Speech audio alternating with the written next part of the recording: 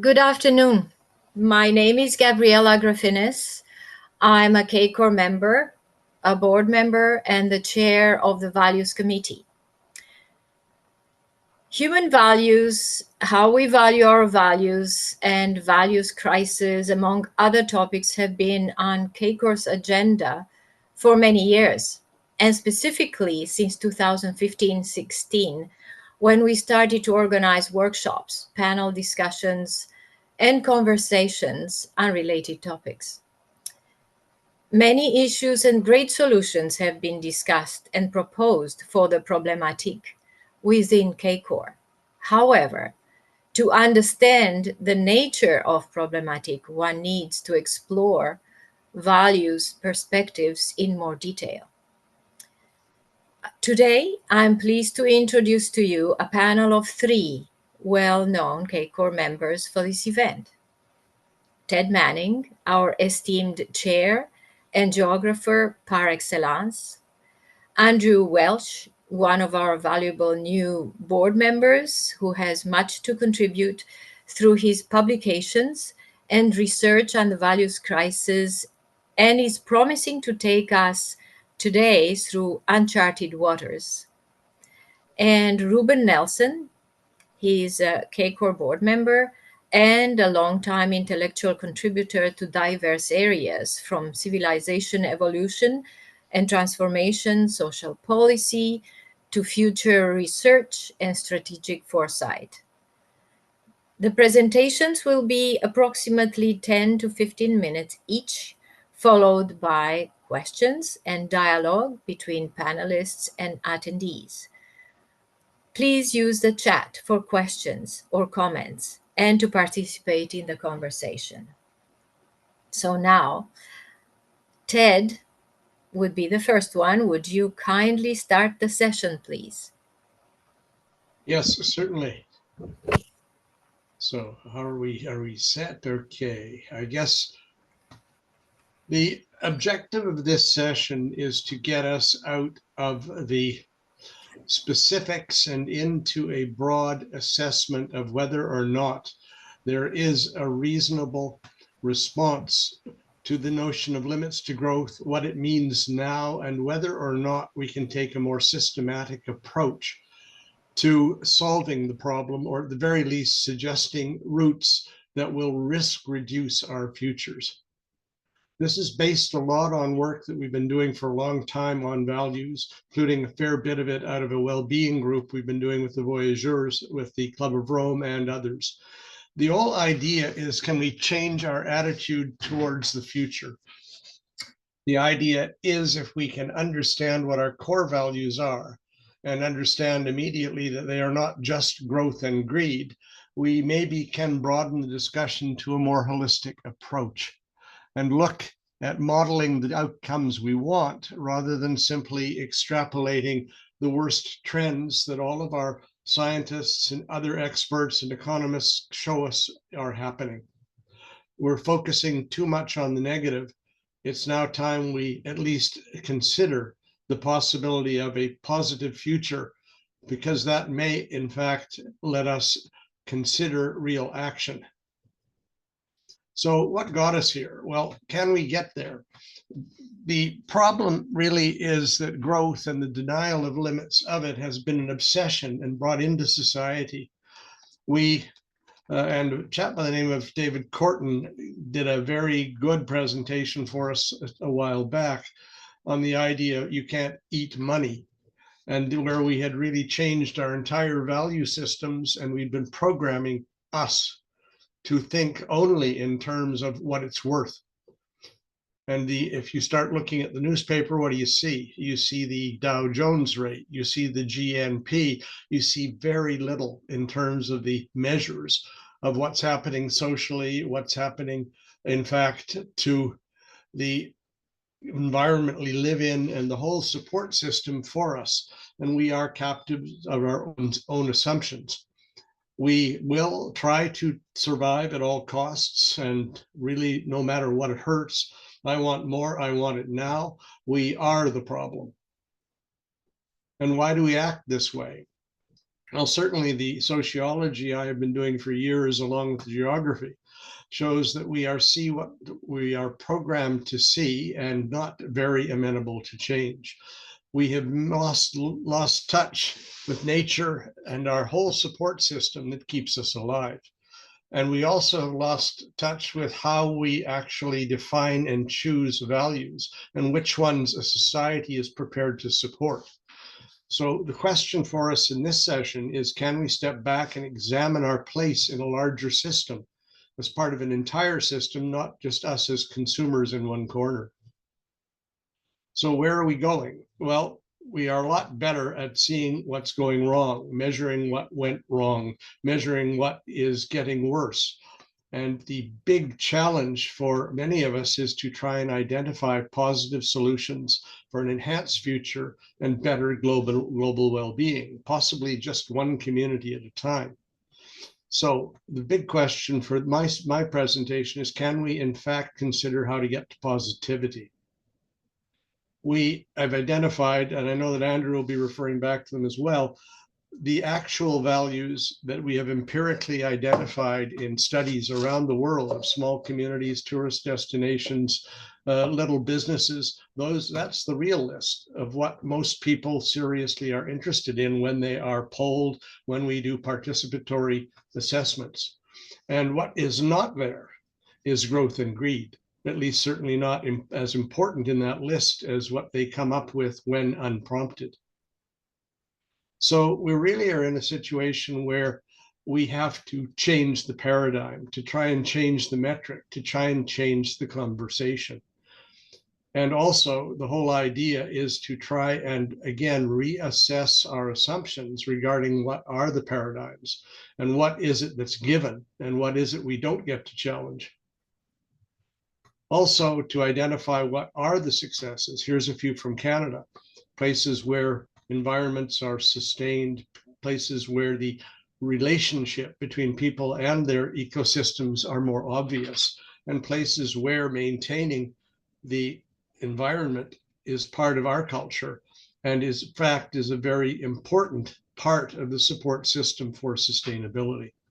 And we think that sharing success stories, if we can do so, and analyzing the factors is going to be very important. So what are the desired outcomes? I'm getting to the end of my brief presentation. The whole idea is we're here for this session on enhancing human habitation of an intact Earth ecosystem, standing back and looking at how it all hangs together and whether or not it, in fact, can be sustained in a way that is viable from a point of view of people and of other inhabitants. We have to look at all disciplines to look at what is really best practice, not just a technical fix when we can't even figure out how to use that. We have to look as well in a more holistic way as Earth's peoples as part of an integrated terrestrial ecosystem.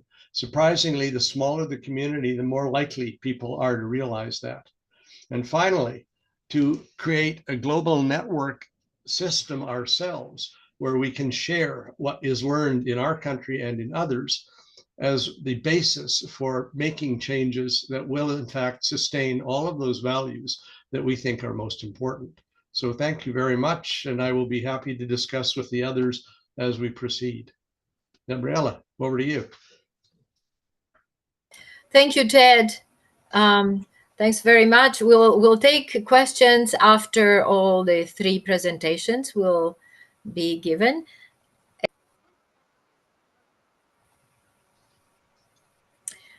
So now for Ruben, would you please follow with your presentation? With pleasure. Thank you, Gabriella. And I want to thank all who are on this call and to all who might watch this on video.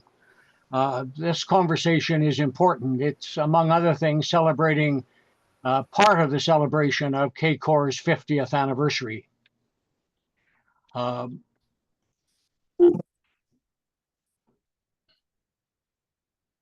going to talk about double overshoot, the need to systematically reimagine the human problematique and understand why it's inherent in MTI cultures. And first, I have to set the scene, and this has been done by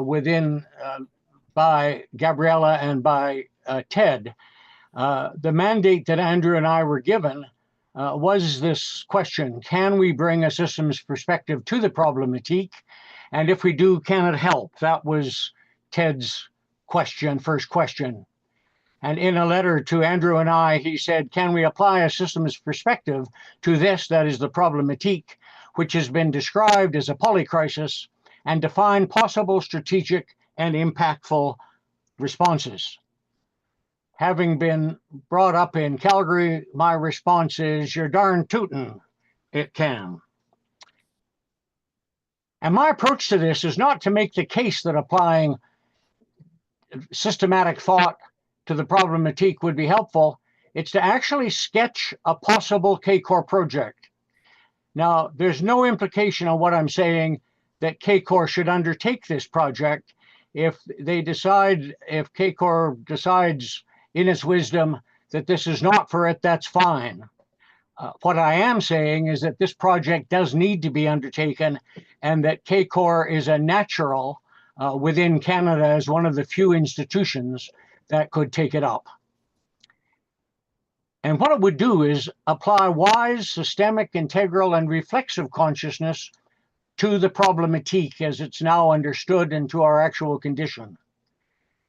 And given the life I've led and the work I've done and the colleagues I've had, including some who are on this call, Bill Reese in particular, the result would be to offer a radically new understanding of the actual problematique that we face as a species in 2024.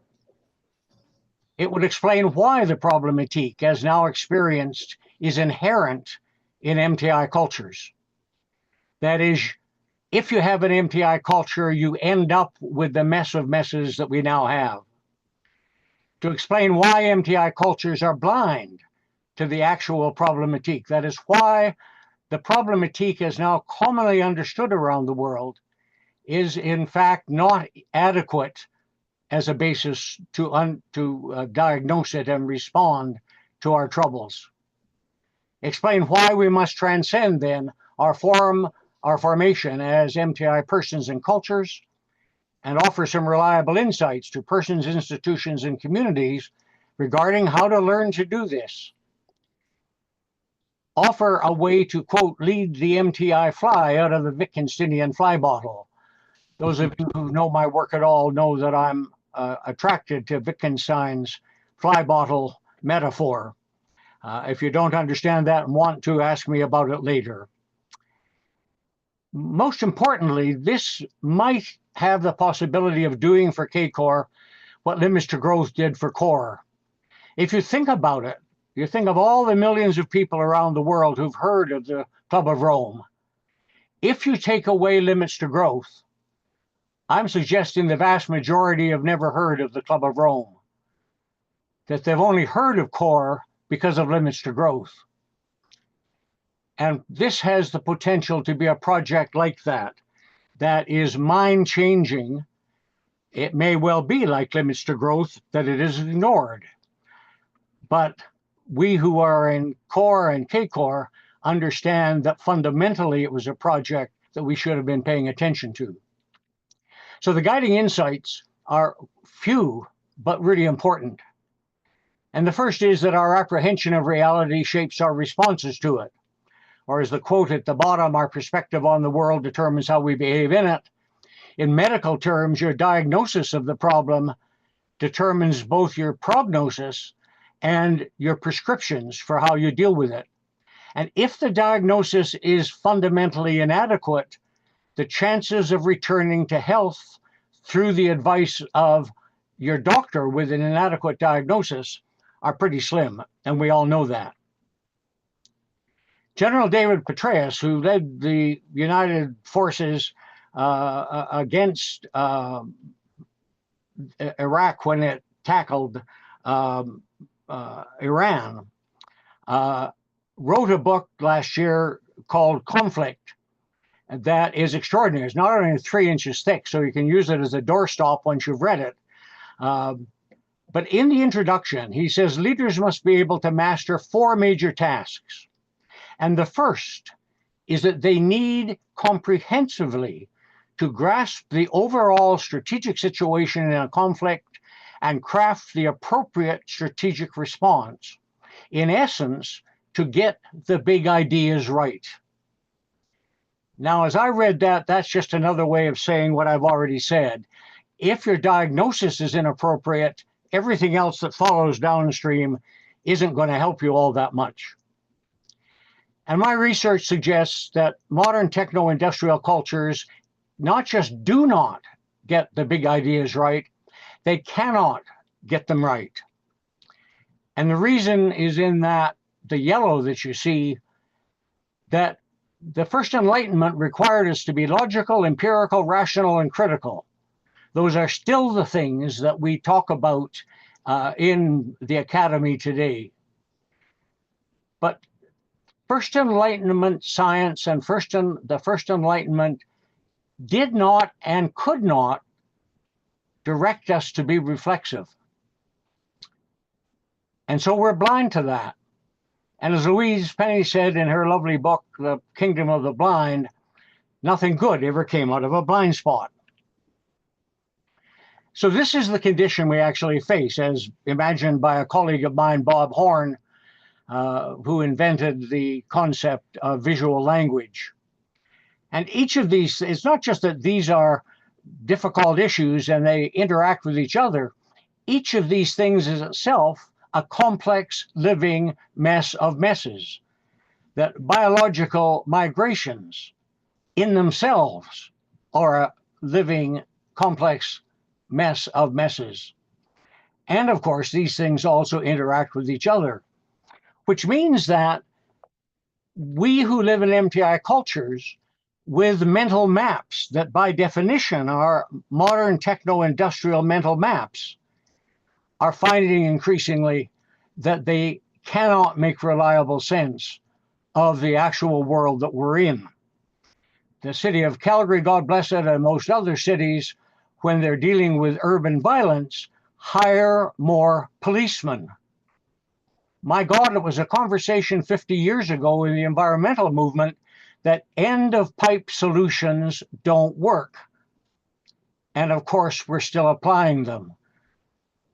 We don't have the capacity to systematically move upstream to see what's causing it. And so this image offered to us by some complexity scientists is where we are. We're all familiar with it. The Earth moving out of the Holocene, being driven by the power of modern techno-industrial cultures. And the hope that we still talk about is that somehow we might magically land in that green space, a safe and a just planet. The point that Bill Rees has been making over and over again for much of his life is that MTI cultures are in an ecological overshoot. And what's more, they don't understand that yet. There is no systematic response to ecological overshoot that even begins to dream about dealing with it, let alone making the investments, expenditures to change the things that would be needed. And so Bill has been saying to us for some time, not to depress us, but just to pull us out of our illusions, that the only basin we're headed for is that red one. And as Bill and I have worked together, we realize that we're in double overshoot. That yes, we are in ecological overshoot, and that's enough to kill us. But if you dig deeper and ask, why are we in ecological overshoot? What you find is that we're in civilizational overshoot. And by that, I mean, as some of you know, that our modern techno-industrial civilization sees and responds to reality in a way that ecological overshoot is a necessary outcome. Or to put it in another way, it's now safe to say that one way or another, either because we die from it or because we transcend it and literally outgrow it, but that MTI persons and cultures simply have no long-term future as MTI persons and cultures. So here's Jane Goodall asking a question that still needs a sound answer. How is it possible that the most intellectual creature that has ever walked the planet Earth is destroying its only home? This is the why question. It's not enough to know that we're an ecological overshoot. We need to know that. But if we don't understand why at adequate depth, then the odds are that our responses to ecological overshoot will not deal with the sources of it, and we won't deal with it. And the short answer is that the MTI take on reality is sufficiently faulty that it cannot nurture a reliable sense of the Earth, of life on Earth, including that of humans and other persons. The key is that MTI cannot require that reflexivity becomes a routine practice of persons and cultures. And it's not that there aren't a lot of people around the planet who don't understand the power and importance of reflexivity. My point is you can't glue it onto an MTI culture. You can't simply add that value the way you might add vanilla to a cake you're making. You see this in Brian Goodwin, one of the godfathers of complexity theory, some years ago, reflecting on the significance of complexity theory on its 40th anniversary, saying that scientific knowledge, originally seen to make possible the prediction and manipulation of nature. Now, let me just stop there to just remind us that that aspiration was built in to the men, and they're all men, they're all rich, they're all privileged, they've all taken both money and privilege for granted all their life, who founded the Royal Society in the 1660s.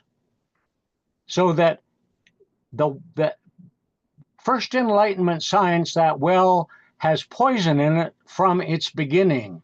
And what Goodwin is saying is that the science we're now learning to do, which is beginning to break with first Enlightenment science, some are talking of a second Enlightenment science, but it appears to be pointing us towards a new relationship with the natural world, with reality, based on sensitive observation and participation rather than control. The language I'd put it in is approach reality the way you approach your lover, or the way my wife, as a neonatal intensive care nurse, approaches a baby that needs her assistance. You do it with sensitive observation, hoping for participation rather than control. That brings us as persons back into the picture in a way that we haven't been. Wilfred Cantwell Smith died in the year 2000, arguably the world's greatest historian of religion, said to me in a private letter when he was the first director of the Harvard Institute for the Study of World Religions, that I've spent the last 40 years endeavoring to understand worldviews other than those we in the West have inherited. And in the last several years, I've been particularly concerned with the question of what's involved in the endeavor to even understand and help others understand an outlook different from the one that one already has. One of the conclusions to which I've come is that in order to even understand a different view, especially if it be radically different and or profound, comprehensive, humane, is that one must oneself become a different sort of person. So here's Wilfred Cantwell Smith saying, if you even as an academic want a culture that has the values that CACOR talks about, then you're talking about worldviews that are so fundamentally different that we can't play that game unless we're in it as persons, and that this conversation is affecting us and what we are becoming. That it's not just the culture that we're after that's emergent, we ourselves are emergent, and in that process are outgrowing our modernity. So this slide, you can not worry about most of it, but you can see if you look at the little arrows, the copper and red arrows, that they're circular. And this is a thing we use in Foresight Canada to say these are all the bases you have to touch if you're going to get things right at every level of scale, from civilizational down to operational. Because the operational stuff is in the red, who's going to do what with whom, with what resources. The management stuff is in blue, and the stuff in the C-suite is in yellow, except most C-suites don't do much that's there in the yellow. They tend to start with only that first bar. But the roots of it are in that orange bar at the top. Is our knowing as reliable and thorough as possible?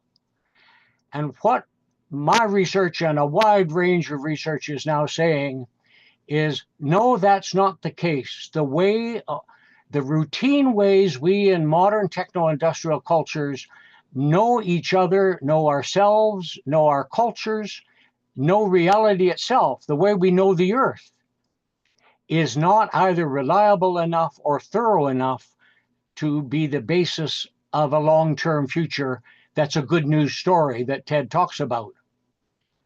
And so that's where we have to start. And with that fresh understanding, then we can deal with the range of contextual conditions that may emerge and the truly strategic challenges that we face. So this is what Bill and I mean when we say we're in double overshoot.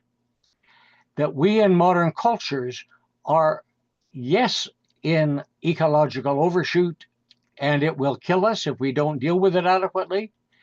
And the roots of that are in our modern techno-industrial ways of understanding reality, which have served us in all kinds of ways for several hundred years. But we now know these are emergent processes and we need to grow beyond them. If asked, I shall elaborate. Thank you.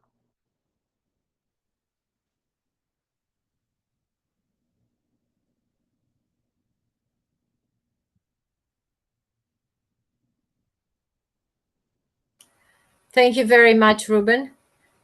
Okay, is this the problematic? All right. So now we have Andrew.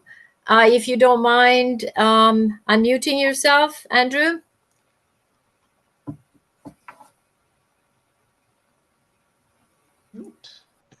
Start. Okay, so it's your turn, Andrew. Please go ahead. Thank you. Thanks very much, Gabriella.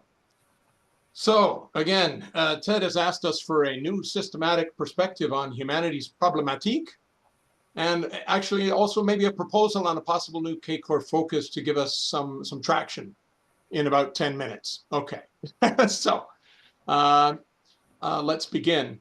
There we go. I agree with everything that Ruben said. Practically no one grasps the scope of what has to happen, and CACOR could and should accept the challenge to facilitate the discovery and articulation of that scope. I have a perspective on the framing of the problem that I know is not shared by everyone in this Zoom, let alone in CACOR. Remember this slide from Ottawa last spring? So many people believe that climate change is our greatest priority. And on some level, it almost certainly is. But I look at things on a different level. The climate change is a symptom of the problem. And the problem is not the burning of fossil fuels. And I'll say it again, the real problem is not the burning of fossil fuels. The real problem is the economic and lifestyle paradigm, that value system that demands that fossil fuel usage. Unless we address that, we are not going to make the needed fundamental changes. Ruben talked about this a lot. I'm just going to be much more direct about it. If we focus on, as he said, the wrong diagnosis, we're not going to get the outcomes we're looking for. This is a symptom, it's not the problem. So I agree that what he was talking about, that really we are looking at a polycrisis of some sort. I don't have as fancy a slide about the visual language, but that's the polycrisis. However, my specific articulation of the problematique is as a meta crisis, actually. So that's the idea that there is something underlying, a single underlying principle that drives that polycrisis. And Joseph Merce in New Zealand calls it a human behavior crisis. I call it a value crisis. And I appear to be one of the only people on the planet applying that particular framework. So I'm going to talk a little bit more about that again. Civilization has given extraordinary precedence to measuring success by number. And this is manifested by the principle that more is always better. Numbers have no concept of sufficiency, and sufficiency is impossible when more is always worth more. So I assert that every single component of the ecological overshoot that Ruben was talking about, every single one of them, climate change, biodiversity loss, land conversion, all 9, and much of sociological shortfall, if you preach the Rayworth's donut economics, which is a slide I have up here, all of them can be traced directly to number-based values. And I wrote a book about not only that, but about what some of the alternatives are. And if you doubt that they exist, the alternatives, let me remind you of one incontrovertible fact. More is often good. Sometimes it is great. But the principle that more is always better does not exist anywhere in nature, not for anything. Everything in the real world embodies the concept of sufficiency, which is why I was sort of captured by the slide that Ted threw up earlier, listing all of these values. Now, initially, I isolated a couple of values that I thought were interesting in that list. They were the only ones that could possibly be measured by number objectively, and that's energy and property or wealth, and they're obviously linked together very much so. But he said something further than that, which he said that greed and growth are not on that list. Well, I think that we are programmed for growth at some level. Every living thing is. But greed is not a value. It's a reflection of a sufficiency being exceeded. And you can only have greed if you have a concept of sufficiency. All of these values that are listed on his slide have a concept of sufficiency. Numbers do not. There is no concept of sufficient. You could say as a human, he makes more than enough money, but can you say that of a corporation that they make enough money? No, because they're programmed to maximize the amount of money they're bringing in. So there is no concept of sufficiency. I'll put it another way. Remember that slide I had of the elephant in the room? Well, it turns out that the elephant of civilization, if you will, is mortally wounded, and it's been bleeding for some time. And now a large proportion of the population is noticing the mess and demanding that the blood and the spilling guts need to be cleaned up. But more educated people with greater awareness of the real issues are making CACOR Live presentations, pointing out that we need to actually stop the bleeding, urgently apply pressure to those wounds and suture the severe lacerations, not just to clean up the room, but to save the elephant. Stop the bleeding. And I get that. But more importantly, I say stop continuing to stab the elephant with massive hunting knives. I assert that our economic paradigm, our MTI behaviors, as Ruben would call them, our status quo, is to stab the elephant. And unless we get that and act on it, we can only hope that the elephant is still breathing when COP 45 and COP 73 roll around. That's going to be the situation. Let me apply a different anecdote here. Imagine a world with many, many smokers. Smoking is cool. It's relaxing. It's designed to be addictive. It's heavily advertised. It's great for the economy. Doctors recommend it. Only non-smokers appear to notice the fog and the stink. And then the scientists start to notice the connections between smoking and lung cancer and heart disease, and the proof accumulates, and thank heavens for the scientists, the causations become unquestionable. But scientists do not solve the problem.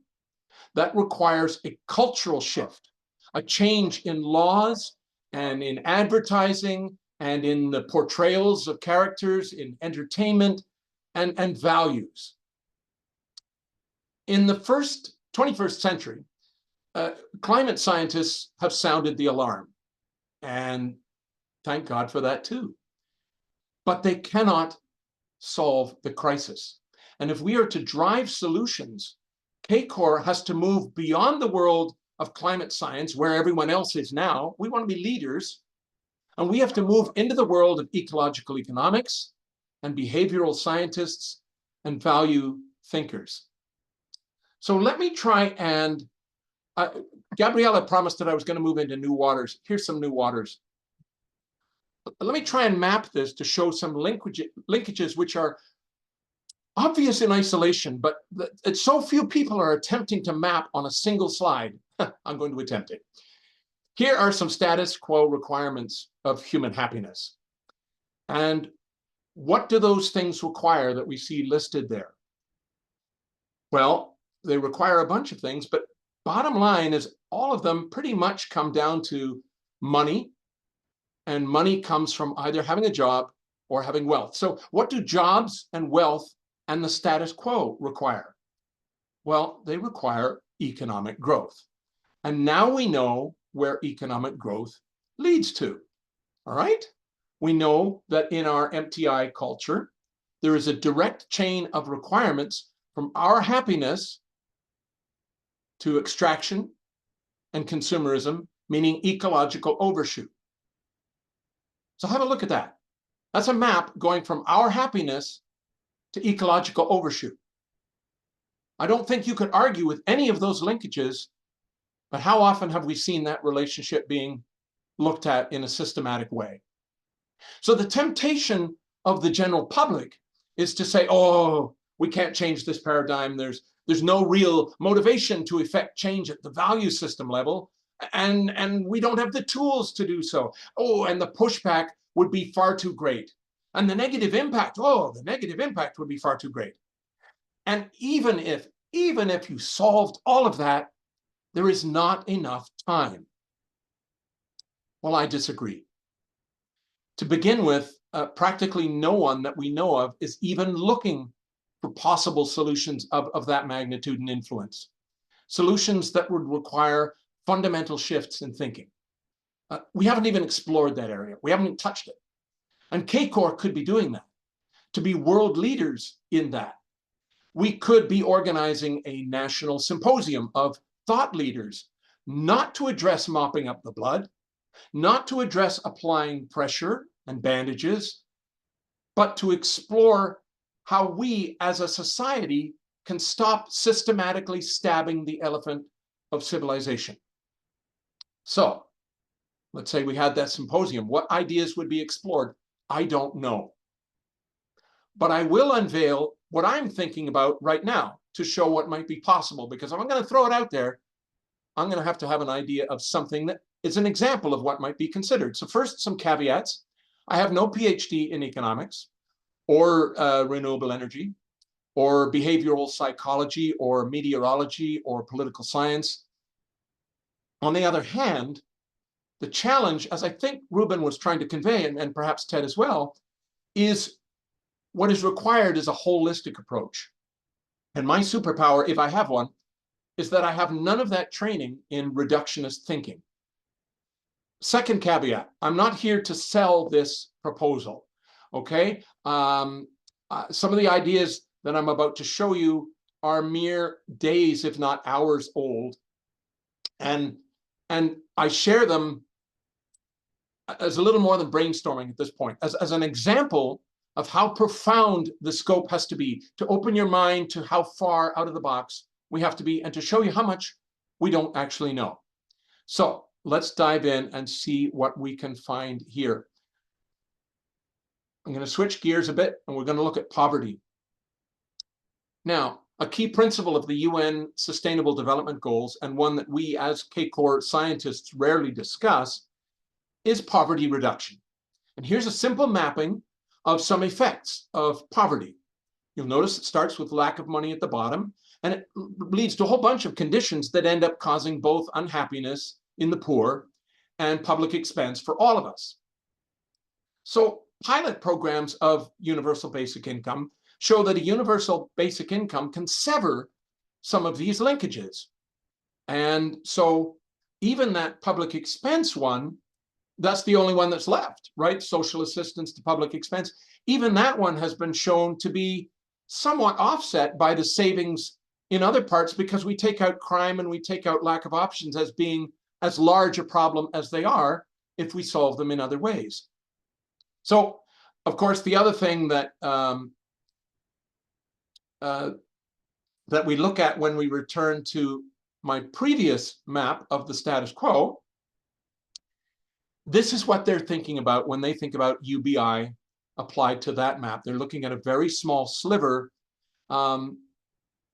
And even then, you'll notice that they can address, they still leave that linkage of money and job in. So they talk about happiness for the poor being fixed by a basic income, by having options and present survival being looked after because we're giving them money.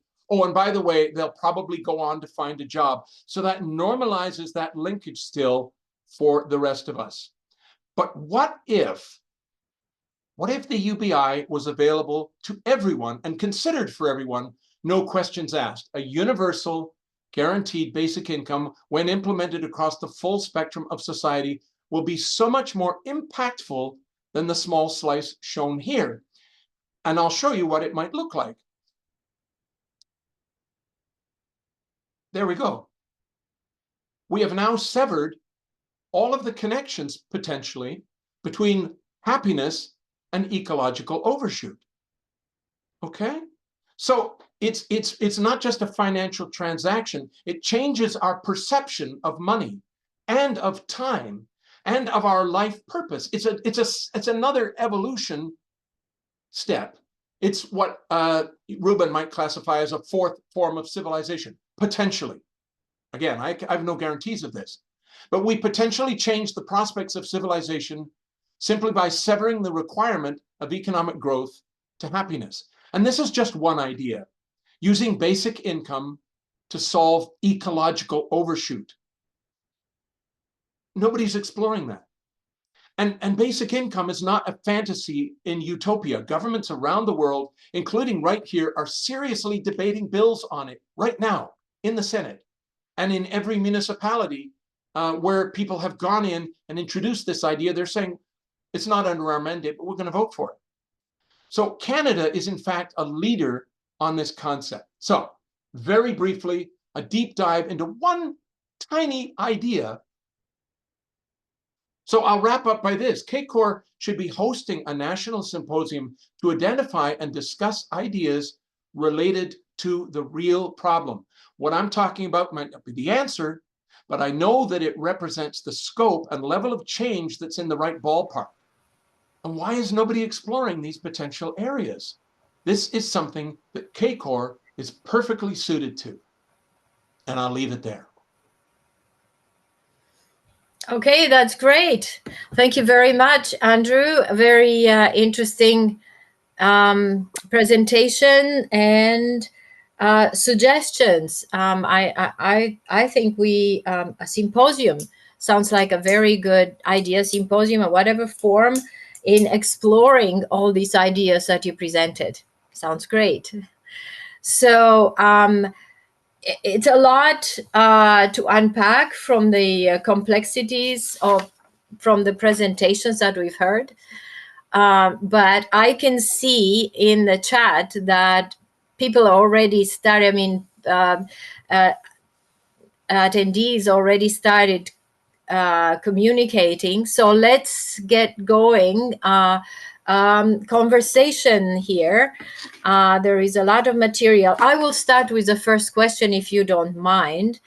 It can be addressed to Ruben or to Andrew or Ted. If you all want to answer, it's up to you.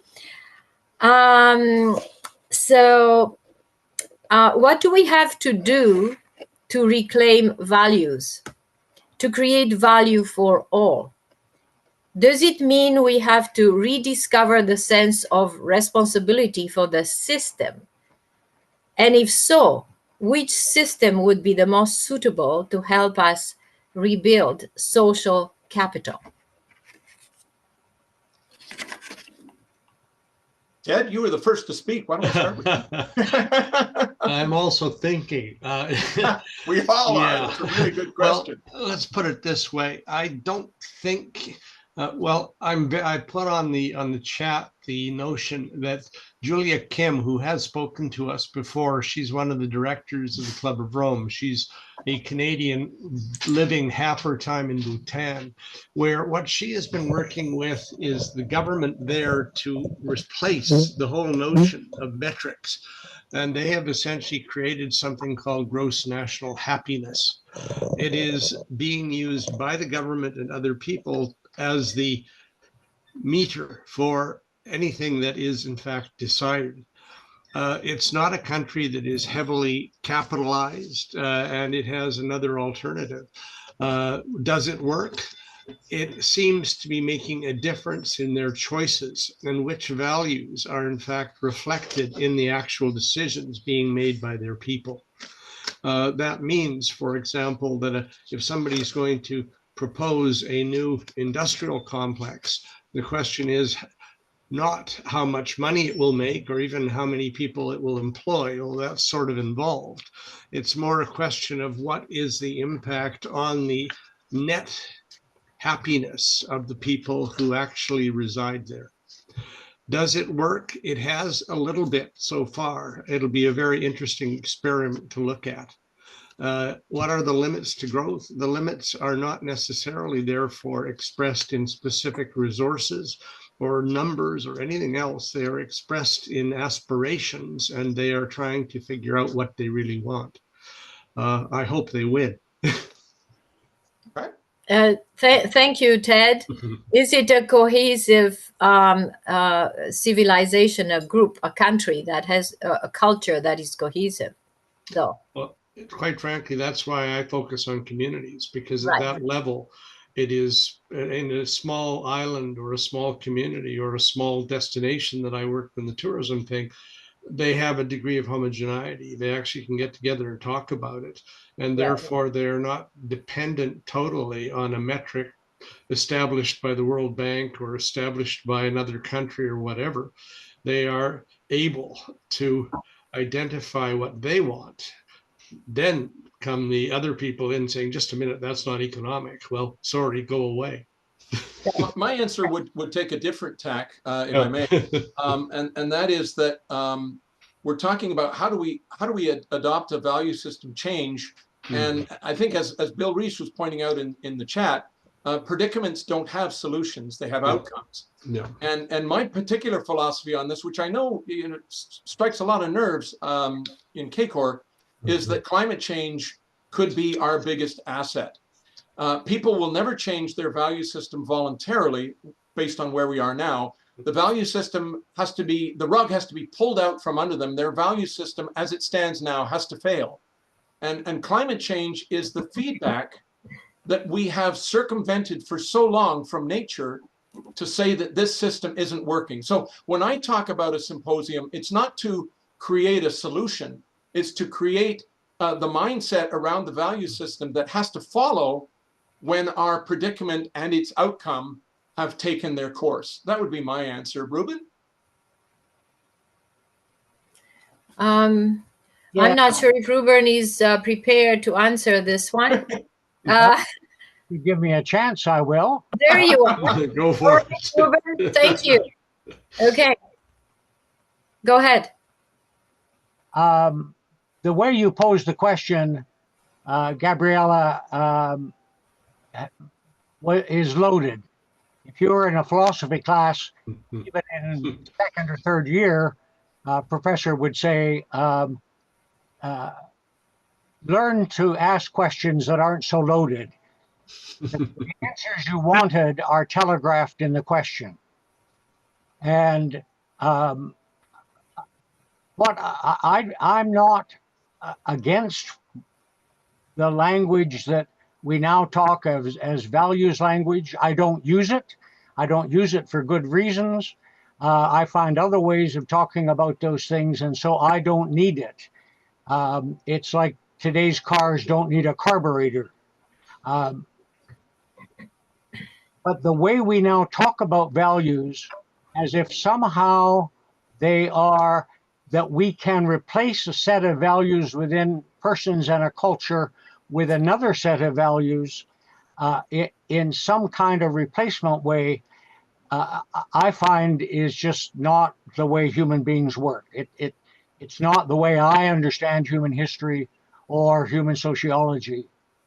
And so my cut at this is to say we need to understand the role that there's issues deeper than the values conversation that really has to do with the fact that every culture is rooted in a particular understanding of reality, of human persons, and of the relationship of human persons to reality.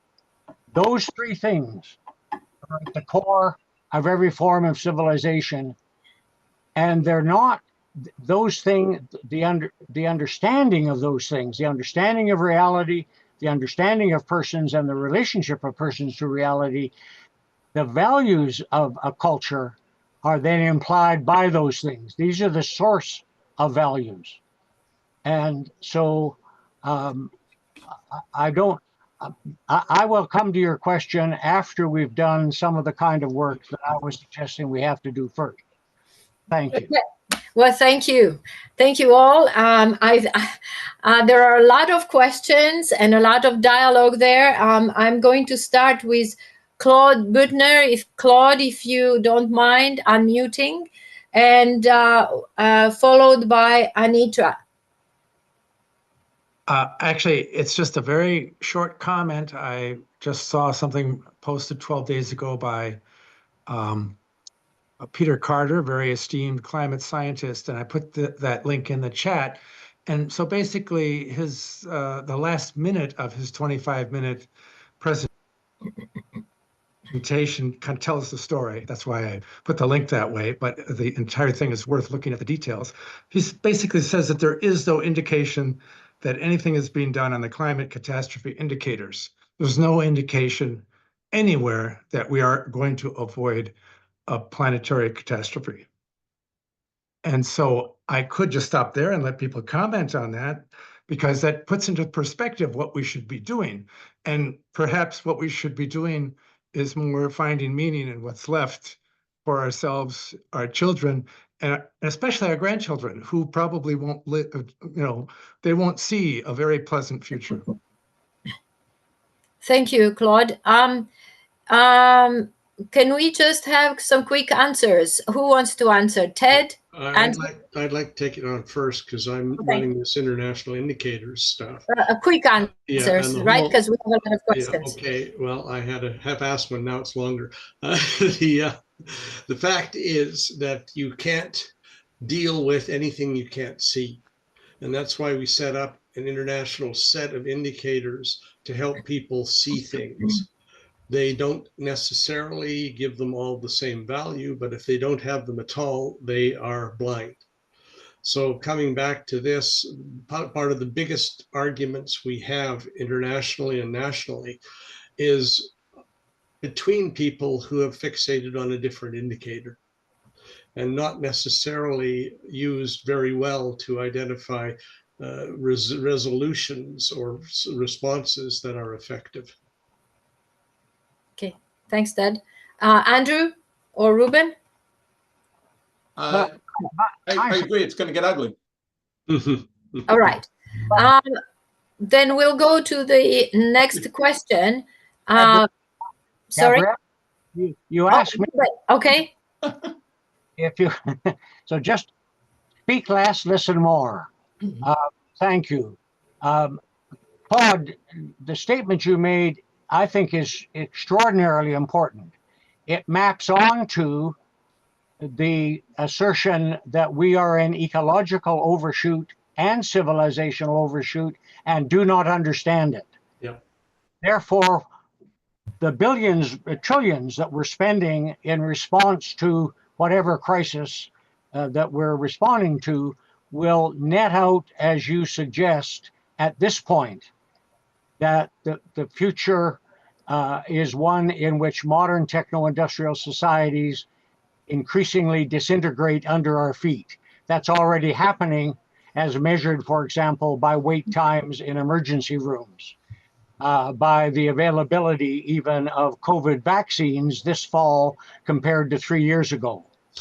So I take that seriously, and I take seriously the issue you raised of human meaning and human purpose, which is the way I would talk about what others talk about as values. I find that a more fruitful way, at least for me and many of the people I talk with. So our humanity as persons, how do we find meaning in a world that is disintegrating when we as a culture finally have to come to terms with that?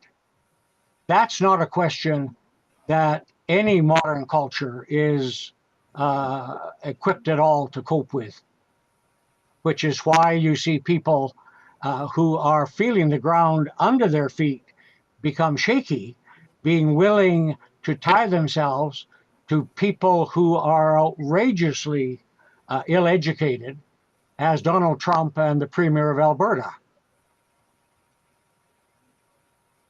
Thank you. Okay, Ruben, thank you very much. We will follow with Anitra. So you had two questions, one for Ruben and one for Ted. Yes. And we have followed by Jeff Strong. So Anitra. Thank you. Excellent presentation, Ruben, but also Andrew and Ted. I find this very yeasty. But Ruben, specific question about the end of pipeline solutions, which of course I completely agree with you about. How do you get, or what is your concept of how to turn the assumption around in the awareness of those who manage and govern and are influencers, such as large corporations, the military, etc., to stop looking at the end of pipeline solutions and get down to the holistic? What is the mechanism by which you turn this around? There isn't one.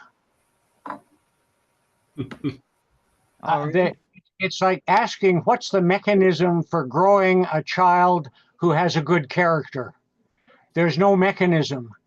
There are all kinds of processes at different levels of generality, from the food they eat to the quality of and the maturity of their parents and the neighborhood they live in. But I mean, that's the part of the point that Bill and I are making. There is no way to, on the path we're on, and a path we don't understand, there is no way to treat the situation we're into as a problem that can be solved. It can only be understood is a mess that we don't yet understand. And then the question becomes, are there ways we might come to understand it? And that then is more fruitful, although it's also longer. There's no instant solutions here. Because understanding difficult and complex things sometimes, as we know, sometimes takes, at least months, sometimes even generations. So we're into work that is somewhere between months and we hope less than generations. But if our problem is, if the condition we're in is that all our default positions are intended to see troubles as problems that can be fixed, and if that misstates the condition we're in, then we have to deal with that condition, and there's no mechanism for dealing with that. There are some processes, there are people who know a good deal about it, Most of them are not hired yet by governments, corporations, or universities.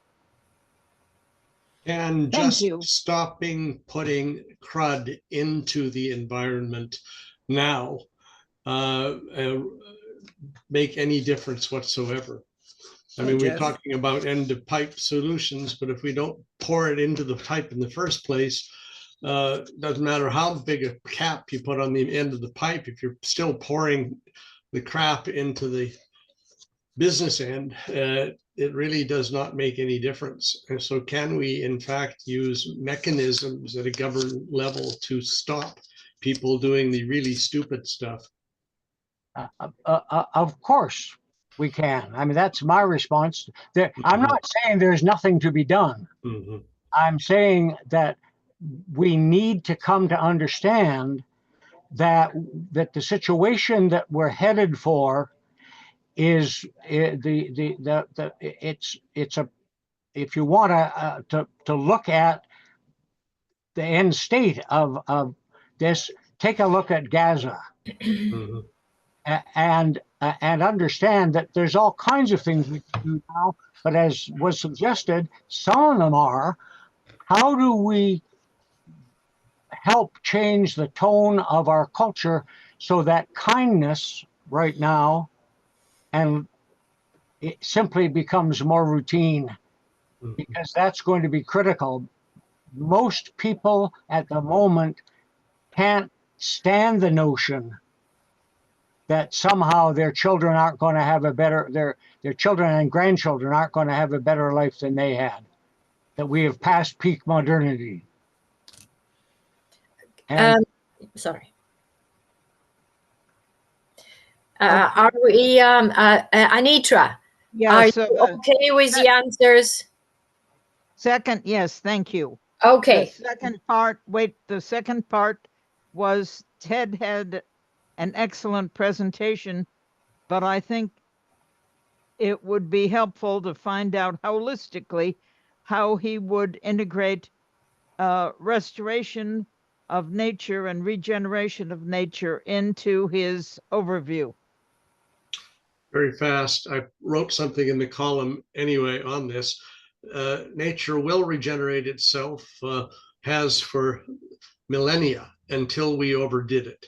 And when we developed the state of the environment for Canada, we were not terribly worried at the time, but certainly we looked at the past of the amount of crap we put down the St. Lawrence River, and we allowed Montreal for many years to simply pour it in.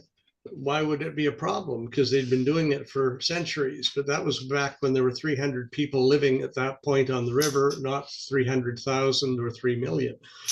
So yes, more of us using more technologies that create more things, have stressed systems. We've found when you leave systems to themselves without overstressing, or if you stop overstressing them, they can come back. And in fact, Anitra knows a lot about that in terms of using seagrass to restore seagrass beds as a major carbon sink in a way. And there are many other approaches where nature can restore itself as long as the torque stops. Thank you. Thank you. Thank you for the question and the answers. Jeff Strong is next, and followed by Bill Reese. Well, I don't know where to start. I had a number of questions on there. But You did, yes. I'll start, Ruben, with your, you had a diagram of, I think you called it whole system governance. And it reminded me a lot of the box of scientific method that you'll see in any physical geography or scientific text. But anyway, my question was, how do you go from one box to another on that diagram if you have no quantification? Because you say you don't need quantification. How do you decide to go from one box to another? I didn't say that you don't need quantification at all. The way you posed your question initially, I responded by saying that, but let me put it this way, we in the modern techno-industrial cultures default to, as Andrew said, we default to numbers. We've all been in meetings where what we have is an inkling that the group is making a bad decision, but the consultants or whomever in the room have pages of numbers that look like sound research. And we all know that 99 times out of 100, the group decision is to go with the numbers. And many times later, they realize they should have paid attention to the intuition. So it's not a question of doing away with numbers. It's learning not to trust them, that lots of numbers that are out there as if they represent something are, as Donald Trump suggests, fake news. Donald Trump is not always wrong about everything. So to be far more critical and skeptical about numbers and far more open to human judgments based on things other than quantification. And so that's mission, it means personality, it means character, it means things that our great-grandparents just all took for granted. That bankers used to talk about character, collateral, and credit history as the reasons they loan. No algorithm in banking now evaluates your character. But government and industry, who are the ones that make most of the decisions in the world, do not make decisions based on intuition. I know, but you're making my point that we live in a world that has systematically bought into a modern techno-industrial way of seeing and responding to reality. Yeah, but what I'm saying is that without quantification, they won't make any decisions. If it's just based on intuition, we'd be in a hell of a mess. I'm not sure it's possible to be in a worse mess than we're now in. Since we don't yet understand the depth of the messes we're in. I'll agree with you on that, yes. As whether if we had trusted intuition more, it would be worse. Do we have any more questions? Because we have 4 more people with questions. So no, let's go ahead with others. Thank you very much, Jeff. Bill Reese is next, followed by Mike Nickerson. Thank you very much. Can you hear me? I'm not sure about my audio system here. Yep. Yeah? Okay. I guess I didn't have so much a question as a couple of comments. The first is that I want to introduce the concept of autopoiesis. And if you look it up, there's a number of very excellent papers describing it online. And it refers to systems that are self-producing and self-organizing. And they have certain characteristics, one of which is a massive resistance to change because of the nature of the original process of self-organization and self-production. And I'd like to submit that global techno-industrial culture is indeed an autopoietic system. It is founded on a set of beliefs, values, assumptions, and behaviors which are foundational to that system. Now, the problem here is that every autopoietic system is automatically and without fail a self-referencing system, which means that whenever something goes awry, it refers to itself for the solutions. In other words, to the same set of beliefs, values, and assumptions that created the problem in the first place. So I've argued a little bit in the chat, I suppose, that we are in a predicament caused by the fundamental value frame, the paradigmatic foundations of techno-industrial society, that within which there is no solution, because unsustainability is an emergent property, an inevitable consequence of the nature of the beliefs, values, and behaviors of techno-industrial society as it interacts with the biophysical environment. So just to give one very simple example, the biophysical environment, the ecosphere, is also an autopoietic system. It's self-referencing and self-producing, but it's built on a program of I guess Herman Day would call it a steady state. So the ecosphere does not expand indefinitely. It goes along governed essentially by the constant flux of solar energy through that system. The entire system is geared to operate on the throughput of solar energy in the ecosphere. There is no increase indefinitely. Yes, systems grow, but there's as much death occurring at the same time. So there's a constant balance between positive and negative feedbacks in the ecosphere. Understand the balance between positive and negative feedbacks. When they are more or less equal, the system may fluctuate around a number of equilibrium points, but growth is not a constant. By contrast, the human system has been designed around a program that assumes infinite growth is possible so long as we keep advancing technology. So there's a fundamental and fatal contradiction between people, in this case, to use one of the three keys here, and the environment, the other one. So we need to look at people, we need to look at the environment, and we need to look at the interaction between them. And what we are seeing is a fundamental contradiction between the way the human enterprise behaves and the way the ecosphere behaves. But because the ecosphere as a subsystem is completely contained by and is dependent on the ecosphere, this is a fatal contradiction. And we have no solution to this problem. That's why I say it is a predicament.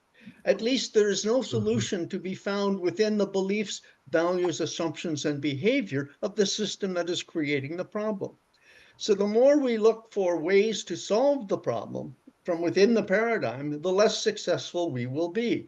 And the perfect example is climate change. Everything we're doing to treat this singular symptom involves the burning of fossil fuel and the installation of technologies that merely perpetuate the problem of overshoot while not solving the climate problem. We've been having about 29 years now of COP meetings directed toward resolving the ecological crisis, or at least the emissions crisis. Every one of these conferences has come up with some great set of what we should be doing kinds of things. And of course, the effect has been nothing. The emissions continue to arise because we're not confronting the fundamental contradictions between MTI cultures and the nature of the ecosphere. There, again, I will reiterate, there is no solution within the MTI paradigm. We therefore have to specify what that paradigm is and go through it one element at a time and flip those elements on their heads. And when you do that, you may come up with an alternative paradigm that might actually work on the planet in which we actually live. That's my question. Thank you very much, Bill. Limits to growth, of course, is the foundation for all of this. And I don't think it has changed, but I'm very happy that we put that forward as the question today. And thank you very much for your response. I'd like to add something that relates to a question that's in the chat. Don't we have to tackle climate crisis first if humanity is to survive in this century? And to add on to what Bill just said, can civilization survive the MTI culture? No. So my question might be, will the MTI culture survive climate change? That to me is more interesting. No. All right. So anybody wants to answer that, or do we go next? Bill, are you still there? Do you want to answer that, or should we go to Mike Nickerson? Well, just something very quick to pick up on Andrew's. Sure. Listen, we are addressing climate change. Yeah. But the way we are addressing climate change is out of the paradigmatic framing of MTI culture, which is exacerbating climate change and extending overshoot. It's not the ozone layer. Okay, so we solved that, but it's not anything like that, and we can't treat it like that. Okay, that's it. I'm done for the day. Thank you very much. Thank you, Bill. Thank you, all of you. Okay, Mike Nickerson, and then followed by John Hollins, and one more, and that will be our session. So, Mike? Okay, well, thank you very much for the presentations. All three of you have supported what I'm suggesting at one time or another. Bill Reese just made a very eloquent sort of expression of the need to change the paradigm, change the basic structure of our society. And indeed, that was what Ted Manning's very first thing was. We need to change the attitudes about the future. And the meme, more fun, less stuff, is in the fewest possible syllables, expressing that that need for change. You know, let's spend more effort on being human, less effort on creating stuff. Pro and con, what do you see as advantages or disadvantages of using that sort of a meme as a lubricant to just soften things up, not as a primary objective, but something to follow along with the other efforts to loosen people up to the possibility that there is another way of looking at the world? Well, Yes, go ahead, Ruben. for one, I'm glad it's out there. I treat not your work, but this, because your work is wider than this and deeper. But this particular slogan, I treat the way I treated in the 60s as we were wrestling with the early indicators of these, as some of us were, of what's happening to the planet and to us, the folk songs of the day. And they touch some people and not others. There is no folk song that's going to touch everybody. They play an extraordinarily useful role. If you ask in a crowd of 100 people, is there anybody here who's been touched by Joni Mitchell? The odds are some will say yes and are deeply thankful for the way they've been touched. So I want to say, keep doing what you're doing. It is necessary, but not sufficient. I'd just like to add that it travels. I've used the same phrase since I met Mike a long time ago and learned what he was pushing. And it does go over in other cultures, even in other languages. So it's not hard to translate, and it definitely starts conversations. All right. Yeah. Good. So, Mike, anything else? Good. That's good. You good with that? Thank you. Okay, you're welcome. John Hollins, followed by Alan Betts. John? You're muted. John, you're muted. Ah, there. Dulcet tones. Good. Look, I'm privileged. I was introduced to CACOR at least 30 years ago by one of my wonderful colleagues at Environment Canada. But I've really only got engaged in the last 15, possibly 20 years.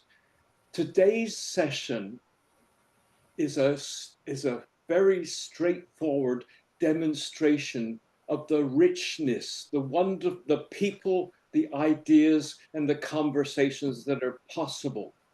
It's restricted to roughly 100 members plus anybody who drops in on these Zoom conferences. I also want to second the proposal made, I think, by Ruben and Andrew, that it's high time that CACOR did a substantial project of some kind. I'm not going to say what. I think Ruben, Andrew suggested a national symposium. Well, I'd settle for a little bit less than that, but we're way overdue in doing something. We finished the pathways, our system, energy systems analysis in 2021 in August. That's when it was published. That's more than 3 years. Where have we been hiding all this time? So please, members of the board, and at the very latest, the next annual general meeting, bring forward a proposal and don't hide your candle under the bushel. Think big. We are a charitable organization, which means that anybody I'm looking at Ted at the moment, who happens to be on the screen, and I were both made financial contributions to the Pathways study. That the fundraising then was not well done. It really wasn't no fundraising other than a few volunteer donations like that. But please think big. Not only that, there are all kinds of foundations. The There's the Toronto Dominion Bank has an environmental foundation that makes significant grants. The Ottawa Sustainability Charity, likewise. So please I don't go know. for it. And I just want to add that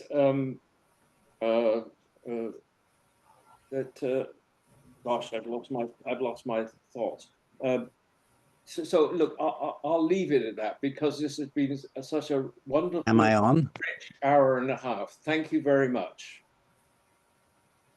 Thank you very much, John. I guess we will, unless there are any comments from our panelists, we will go on to Alan Betts. Can you hear me? Yes. Oh, fantastic. I'm not used to this system. I live in a different world, radically different world, but I can't go into that. But in 1980, after moving out of the academic world in the United States, I asked the fundamental question, how to merge science with wisdom? And I was sent to southeastern India. And when I arrived, I got 5 minutes of peace. I had no idea what was coming. And the creator herself intervened and took me through my life back in time and forward in time, explaining all the details of what I was responsible for in this world and that she was going to back me. That transformed my life. I also discovered that we had 40 years, which was 1980 to 2020, to actually solve it ourselves. And our business world refused to deal with it. 2021, she took over the system and she's been running it ever since. And until this group understands that we and all our male power stuff, all the stuff that you all talked about so clearly that goes back in time, is not the key issue for the planet system itself and hasn't been for, I think, a million years. And we refuse, of course, to recognize there is a creator in our power-oriented world. We refuse to recognize how the system works on a deeper level, even though many of you, if you go back into your stuff, will figure that out. We have to do that in order to understand why what we are doing is doomed to fail. Now, for the 40 years when I was simply in the research world again, it did help me because everybody cooperated with me on a global scale. But now I just watch and I know what's going on. So I've written a lot of stuff on this. I have written another paper just last week that is in the literature. I have a book that I've written on this. A month ago it was published. I will send all that to anybody who sends me an email at akbets@aol.com. Thank you, Alan. Thank you very much. Any of the panelists want to make a remark? Yes. Put the email in the chat, please. That would help, Alan, if you would put your email in the chat. I can do that. Yes, certainly.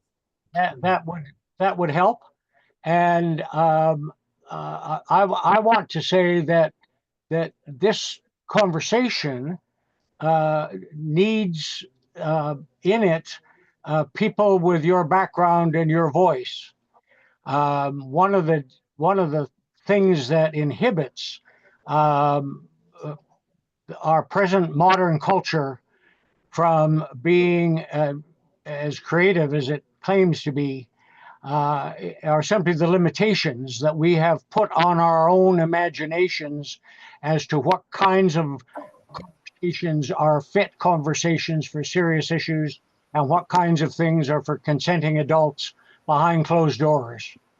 And so statement, that doesn't, I mean, if we got to know each other, we may find areas of profound agreement and disagreement.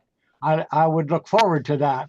But I want to say in principle, unless we break out of the constrictions, people talk of the structures of modernity. What most of them don't understand is that our imagination has structures that are every bit as firm as the steel structures of the Golden Gate Bridge. And the structures of our imagination do far more damage to us. the physical damage is done by other structures, but the structures that are killing us are our imaginative structures, and the fact that modernity is hardly interested at all in the imaginative structures by which we live, I find appalling. The fact that we are abandoning the humanities in our universities, the fact that my province, Alberta, and Ontario now fund universities in a way that if they give more money for a course in computer science or engineering than they do for a course in English or philosophy, which means that essentially they are abandoning the project of educating people, and ill-educated people, even if they're extraordinarily well trained, cannot make sense of the culture they live in. Alan and Ruben, may I ask you to continue this conversation, which I'm sure will be very rich, continue to be very rich, after we stop the recording of this session, and which we will have to do in just right now, actually. I have to thank everyone for participating. I'm going to let David give us the last word. And please do stay on for conversation offline. Thank you, Gabriella. David? Thank you, Gabriella. So I would like to thank all of the people who participated, both in asking your questions and making the observations. It was certainly a very stimulating session. I do want, however, to throw in not a wet blanket, but a little warning flag. That is that I think largely what has been discussed is not a matter of science or technology, but a matter of public policy.